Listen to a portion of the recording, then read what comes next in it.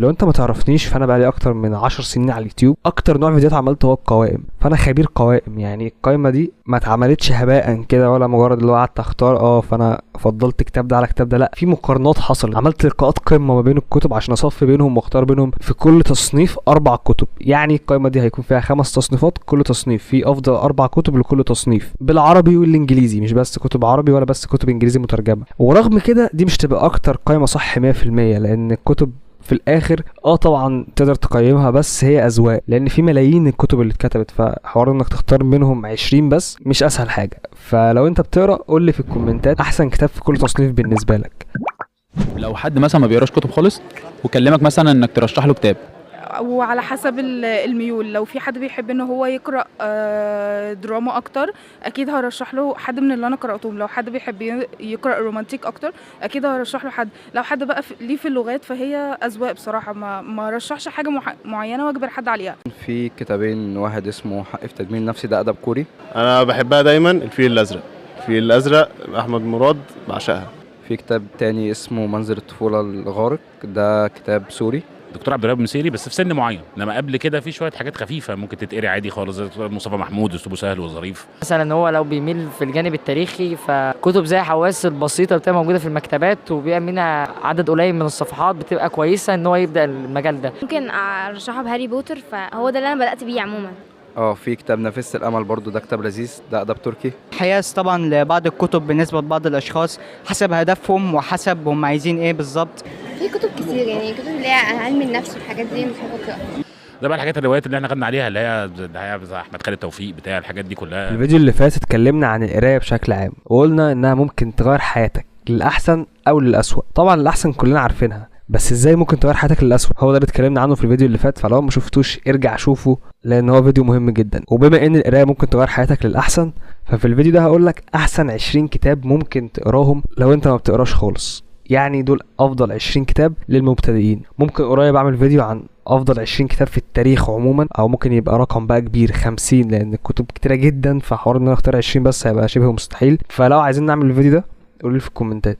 بس عموما لو انت ما بتقراش فدول احسن 20 كتاب تبدا قرايه بيهم. فانزل اعمل لايك سبسكرايب، فعل زر الجرس، تابعني على الانستجرام، ويلا بينا نبدا.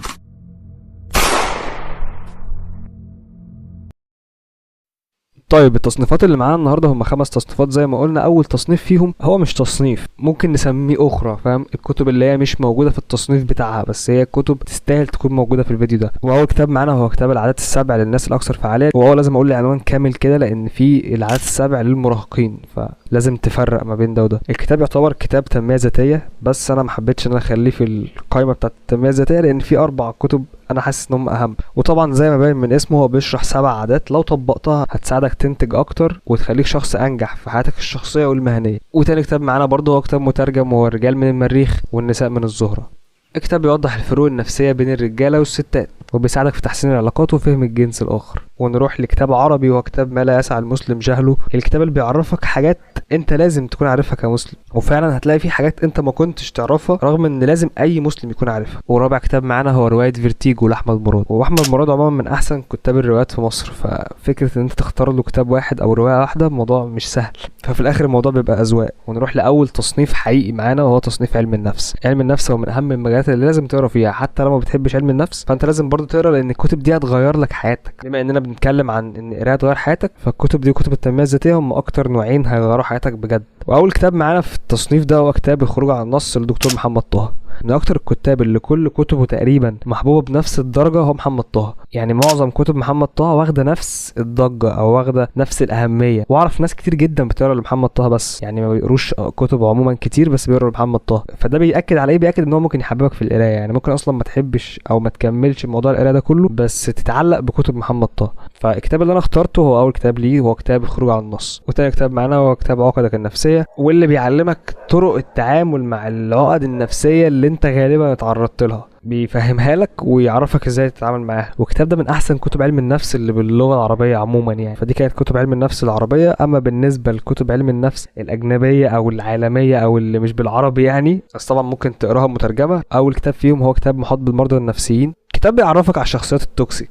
طبعا بيشرحهم لك وبيعرفك ازاي تتعامل معاهم بذكاء. وتاني كتاب هو كتاب سيكولوجية الجماهير، واحد من اكتر الكتب اللي انا بحبها عموما، والاختيار ده الصراحة مش هكدب عليك غالب عليه الانحياز بشكل كبير، لان في خيارات تانية انا حاسس انها كانت احسن، بس تفضيلي الشخصي هو اللي اثر على اختياري للكتاب ده، فهو يعتبر ترشيح مني اكتر من ان هو فعلا واحد من احسن كتب علم النفس. ونروح لتاني تصنيف معانا وهو روايات فانتازيا، والتصنيف ده كله عربي بقى، مفيش اي كتب انجليزي الصراحه.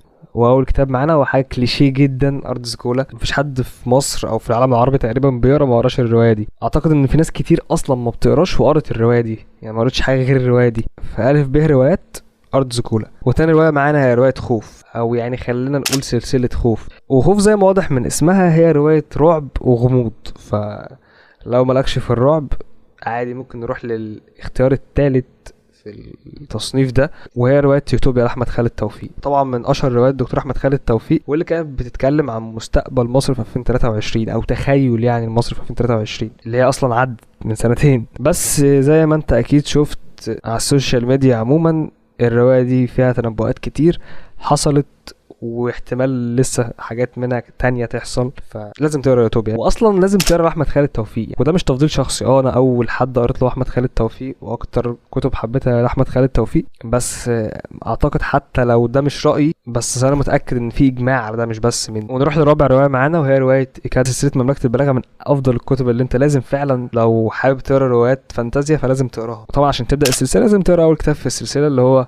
إيكادولي. الحاجه اللي خلتني احط الكتاب ده رغم ان انا ما قريتوش، ان بجد كل اللي قروه بيحبوه حب مش طبيعي، يعني مش مجرد كتاب قروه عجبهم، لا في حاله عشق غريبه كده ما بين اللي قروا الكتاب والكتاب عموما. وتالت تصنيف معانا هو التنميه الذاتيه، واول كتاب معانا هو كتاب استراتيجيه المحيط الازرق. الكتاب ده انا شايفه من اهم الكتب في المجال ده، رغم ان هو مش واخد الضجه اللي هو يستحقها، او مش من اهم 10 كتب مثلا تنميه ذاتيه، بس ليه انا شايف ان هو مهم؟ لان احنا محتاجين ليه جدا حاليا. اي مجال بيبقى فيه زحمه بشكل مش طبيعي، اي شغلانه هتشتغلها هتلاقي فيه منافسه كبيره جدا عليها، دايما في منافسه مش طبيعيه، اصعب حاجه هتواجهك هي المنافسه. فالكتاب ده بيعلمك ازاي تبتكر، ازاي تبقى انت مختلف عن كل الناس اللي بتعمل نفس الحاجه اللي انت بتعملها. وتاني كتاب معانا هو كتاب اول 20 ساعه. طبعا كلنا عايزين نعمل كل حاجه، نتعلم لغه جديده، نتعلم برمجه، نتعلم جرافيك ديزاين، نتعلم اي حاجه في الدنيا، عايزين ناخد كميه كورسات مش طبيعيه. الكتاب ده بقى بيعرفك ازاي تتعلم اي حاجه في 20 ساعه، بس بيسهل عليك قوي اكتساب المهارات. فاحنا فعلا محتاجين جدا للكتاب ده، حتى لو هو مش من اهم 10 كتب تنميه ذاتيه، بس بالنسبه لي انا شايف ان ده واستراتيجيه المحيط الازرق هم تقريبا اهم كتابين هيغيروا حياتك. وتالت كتاب معانا هو كتاب كليشيه قوي، كتاب تقليدي جدا. اي فيديو في تاريخ اليوتيوب اتكلم عن اقتراحات لكتب او ترشيحات يعني لازم يتكلم عن العادات الذريه. مفيش حد في الكوكب ده ما قراش العادات الذريه، وده مش وخلاص يعني، ده لانه فعلا كتاب مهم. هو بيعلمك ازاي تكسب عادات جديده جيده، فاهم يعني جديده جيده، تخلص من العادات السيئه. واخر كتاب معانا في التصنيف ده وهو اهم كتاب في التصنيف ده بالنسبه لي، كيف تكسب الاصدقاء وتؤثر في الاخرين. الكتاب ده مفيش حد قراه ما عجبوش، هو كتاب كلاسيكي جدا يعني، بيتكلم عن مهارات التعامل مع الناس وبناء علاقات ناجحه وذات التاثير الشخصي وكل الحاجات الحلوه دي. واخر تصنيف معانا هو الروايات الكلاسيكيه، والتصنيف ده فيه روايات عربي وروايات انجليزي. واول روايه معانا هي روايه مش كلاسيكيه ولا حاجه، بس هي موجوده في التصنيف ده عشان لازم تكون موجوده في الفيديو عموما، او ممكن تكون كلاسيكيه يعني هي من 2012 فمعرفش هل ده يخليها كلاسيكيه ولا لا. والروايه اللي بتكلم عنها هي روايه في قلب انثى عبريه. كتاب لو حبيته هتتمنى ان انت تفقد الذاكره عشان تقرا تاني، فاهم؟ واعتقد كل اللي قروه حبوه كده كده يعني.